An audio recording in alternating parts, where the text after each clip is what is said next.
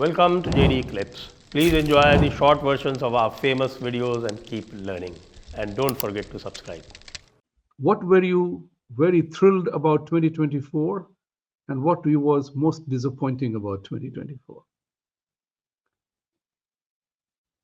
Well, what I'm most thrilled about in 2024 is Modi coming back, winning the third term. Though I was confident that he will win, I was a little concerned because I saw as I said in my annual predictions video at the beginning of 2024, this was Rahul Gandhi's best chance in life to basically become the prime minister, even though it was very unlikely that he would take advantage of that opportunity. I was pretty confident that Modi ji will come back, but I had some fear, some suspicion that they may be overconfident and there may be some disappointment. So though there was a disappointment, they still came through strongly. So even though they needed to depend on a couple of allies, it's really important for India that Narendra Modi ji would come back. If in case basically Congress came back, it would have been disaster for India. We would have gone back by a couple of decades in terms of progress that we have achieved in the last decade or so. And then to come back to the same position would have been really difficult. So the thing that I am most thrilled about is Narendra Modi ji winning his third term. And the thing that I am disappointed about is there were a lot of opportunities for the world to make more progress in the direction of Dharma, basically to revive Sanatan Dharma, for a spiritual awakening of the world. There were some opportunities, but no opportunities were really taken advantage of this year. As a matter of fact, this year presented a lot of challenges to Sanatan Dharma. If you, for example, look at Bangladesh, what happened in Bangladesh, there is a genocide of Hindus going on in Bangladesh. A stable government there has been replaced by an international conspiracy, and a students movement was basically provoked, and it was enabled to basically take down the government. And using that as an opportunity, they installed a puppet. The Western deep state has installed a puppet in Bangladesh, and they have given a free rein to radical uh, radical activists, religious activists in Bangladesh. And as we have seen the imagery and videos from Bangladesh, there is a genocide going on in Bangladesh. So instead of basically moving towards Dharma, we are actually destroying Dharma in a particular important area, basically in the Bangladesh. So that is what I am most disappointed about this year. And unfortunately, this is a tricky situation. This is not something that Indian government can directly control or do something about. And the West, even though the US government is basically kind of controlled by the West, by the Biden administration, they are not willing to pull any strings. So they are letting the genocide go on. So this is the most disappointing thing, unfortunate thing. Thank you. Thank you. This is very important point you brought in because I was going to ask that question about Bangladesh. Now, what happened in Bangladesh is the atrocious atrocities committed on Hindus in every sense of the term: rape, killings, desecration of temples, destruction of temples, and the West is doing nothing. Uncle Sam is doing nothing. Not only that, what surprised me is the shameless belligerence of the Bangladesh government. A foreign minister of that came on a particular show in India and said, "Oh, that is happening. It's overstated. It is misquoted. It didn't happen. It happened in a particular period in time." And they're demanding from India supply of thousands of tons of wheat and rice particularly, and India gave the rice. Now tell me one thing: astrological prediction wise, or intelligence analysis wise, or human intelligence wise, intellectually, and all things put together, do you mean to say that we had no clue that this was going to happen? Why were we surprised about it? Your thoughts? Yeah, that's a very interesting question. I cannot really speak to whether somebody in the Modi ji administration had some idea beforehand that something like this was being orchestrated by the Western deep state. It is possible that they had some intelligence, but the thing is, I don't know how much control they had. Basically, the way it works is every individual or every group of individuals, like a country or state, etc., have periods of strength and periods of vulnerability. That is all we can see basically astrologically. And in a period of vulnerability, somebody can basically take advantage of that vulnerability to ruin you. So if basically Bangladesh is going through a vulnerable period, see, India also went through a similar vulnerable period. If you remember, there were these farmers protests, Yes. and again the Western deep state used the same playbook. And at that time, people criticized Modi ji for relenting and basically taking the reforms back, the agricultural reforms back. But it was probably a wise move, because what happens is the Western deep state is very clever.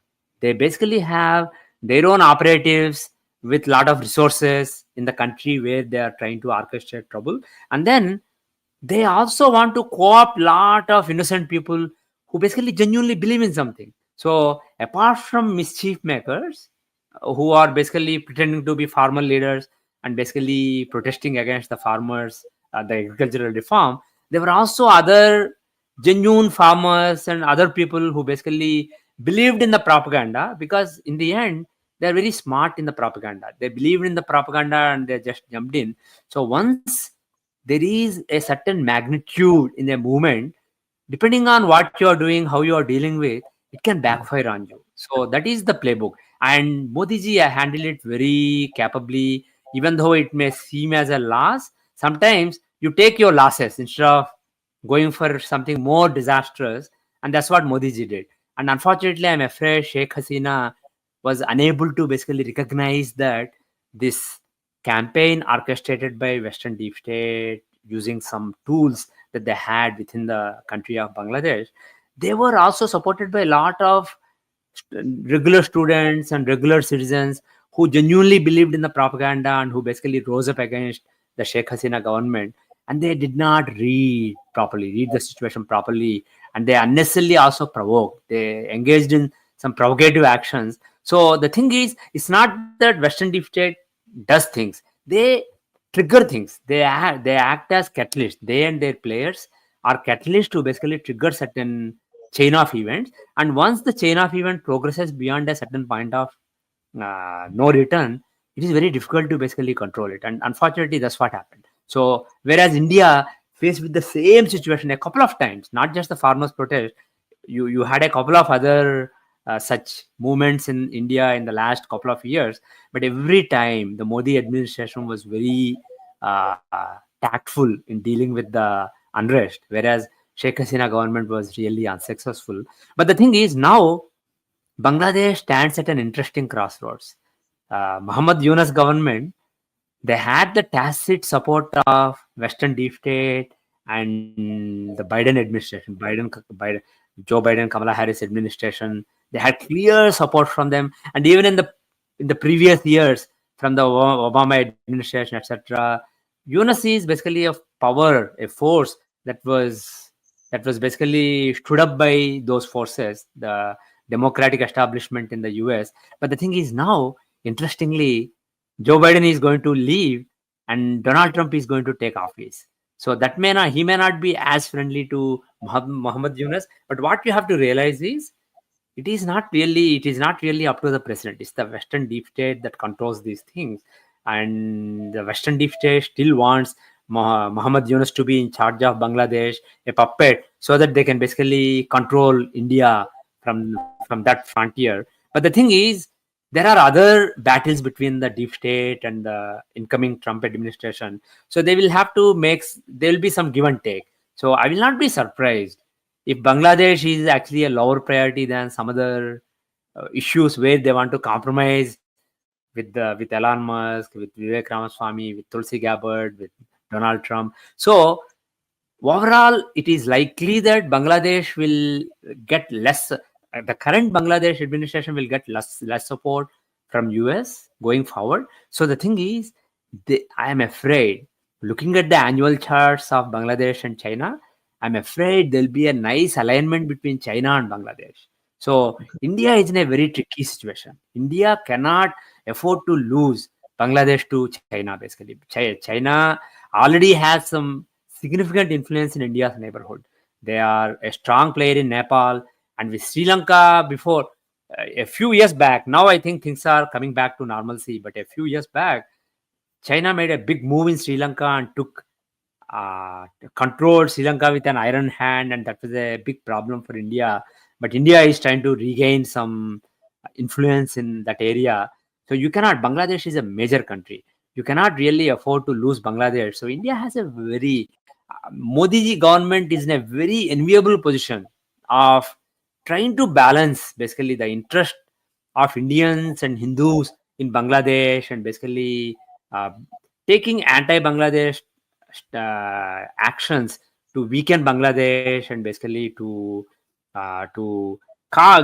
get some relief for the Hindus who are subjected to genocide in Bangladesh. That is one consideration. But other bigger geopolitical consideration is when US is basically letting things a little loose in Bangladesh. If China is coming in and giving a lot of financial aid and taking some important projects there and trying to get control of strategic places of strategic importance in Bangladesh, India cannot afford to let that happen. So my expectation is India will do a very nice balancing act. It will not go well with lot of Indian right wing activists and people who are driven by Hindutva agenda. They will be unhappy about these developments, but it will be basically driven by a strong sense of Rajadharma, where you want to do you want to pick the lesser of two evils. So instead of losing Bangladesh completely to China over the next couple of years, India will do a nice balancing act. And my expectation is Muhammad Yunus will play his cards well. He's a smart man, all said and done. He's a very intelligent man. I expect, based on Bangladesh chart, I expect that they will come out of this successfully. Pakistan is in much bigger trouble than Bangladesh, in my opinion, astrologically. So while Pakistan will be mired in more and more trouble, Bangladesh will pit China and India against each other and get the most out of each country, and there will be some relief after next March or so in terms of the activities against Hindus, the genocide. There will be some relief. There will be some concessions made, but the thing is, Bangladesh will win more than India because simply because China is a player. So this is a tough situation for India, but I'm afraid India will manage it pretty decently. But it's a win for Bangladesh, really. Bangladesh, even though right now they are in deep mess, they will navigate this very carefully, very thoughtfully, very smartly, and China will be a big player here.